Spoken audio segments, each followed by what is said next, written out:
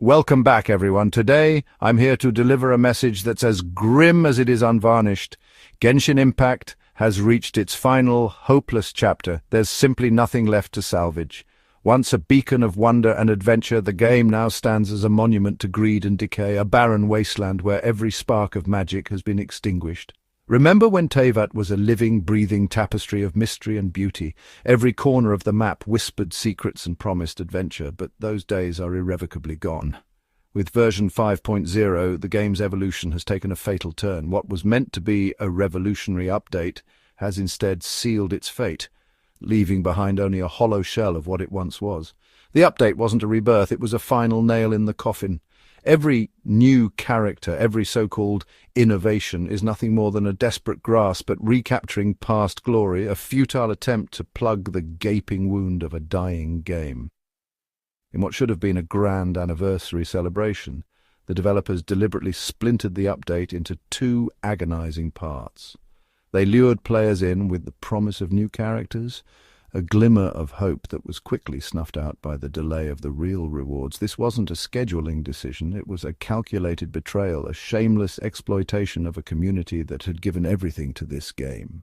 Instead of a unified festival of nostalgia and wonder, players were left with a disjointed, frustrating experience designed solely to drain every last cent from their pockets. The soul of exploration in Genshin Impact has been systematically stripped away by an insatiable drive for profit. What was once an open invitation to lose yourself in breathtaking vistas is now a labyrinth of paywalls and microtransactions.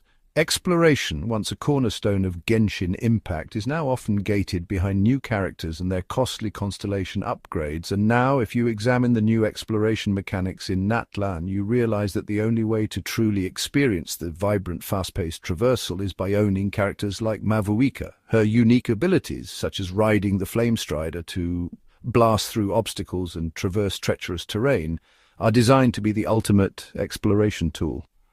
However, these innovations come with a catch. Instead of being a universal feature available to all, this traversal freedom is locked behind a premium character. Even if you manage to pull Mavuika, her exploration prowess outside Natlan is severely limited unless you invest in her higher constellations, making what should be a groundbreaking experience nothing more than another expensive gimmick. As if that weren't enough, the very identity of Natlan is undercut by glaring aesthetic contradictions. Natlan was meant to evoke the harsh, brutal nature of war, a region scarred by conflict where every flame is a reminder of battles fought and blood spilled. Instead, the region is littered with elements that break the immersion. Cheerful, almost cartoonish dinosaurs roaming the landscape and characters adorned with modern, futuristic aesthetics that have little to do with the ancient war-torn ethos it should embody.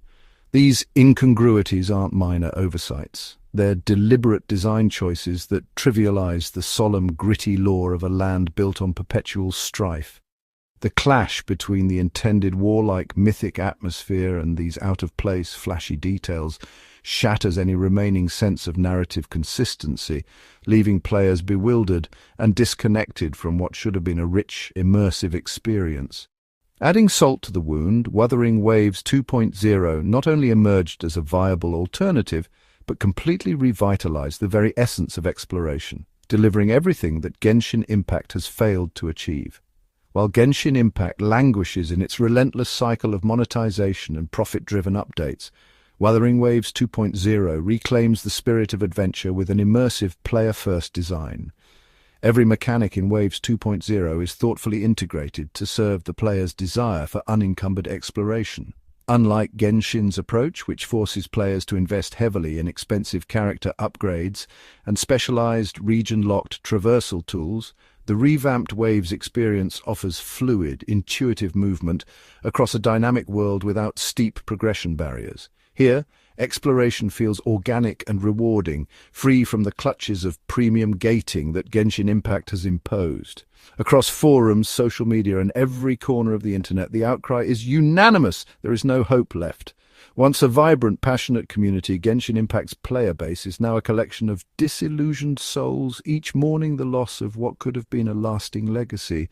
The data is stark. Engagement has plummeted, and the daily active users are dwindling. What was once a thriving ecosystem of creativity and camaraderie has devolved into a ghost town, where every interaction serves as a painful reminder of a dream that has died. Every time the developers offer vague assurances of future improvements, it feels like a cruel joke. These empty promises are nothing but echoes in an empty hall, incapable of reviving the shattered spirit of a game long past its prime. Their silence on the deeper issues, on the community's pain, on the blatant prioritization of profit over passion, only underscores the finality of the decline. There's no redemption on the horizon, no coming back from the abyss into which Genshin Impact has fallen. Adding salt to the wound further, the gaming world is moving on. New titles like Ananta and Arknights. Enfield are emerging as fresh alternatives for players hungry for authentic, engaging experiences. Although they won't end Genshin Impact, they will take another group of players from the almost constant pool of gacha players. The narrative of Genshin Impact is one of profound tragedy. Every new patch, every forced microtransaction, every poorly executed update has chipped away at the legacy of wonder and adventure that once defined the game. Today, as we stand on the precipice of its demise, there is no coming back. The final chapter isn't one of transformation or revival. It's the inevitable conclusion of a journey that has long lost its way. There is no hope left for Genshin Impact.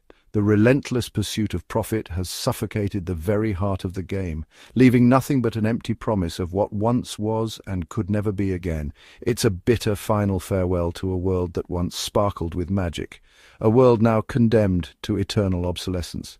Thank you for watching. I know these words are heavy, but I want to hear your thoughts on this final hopeless descent into oblivion. Drop a comment below if you too feel that there is nothing left to salvage from what was once a truly wondrous experience. If you found this deep dive into the tragic end of Genshin Impact as cathartic as it is unyielding, please like, subscribe, and hit the notification bell for more unfiltered truth. Until next time, there is no hope left, and sometimes that is the only truth we must face.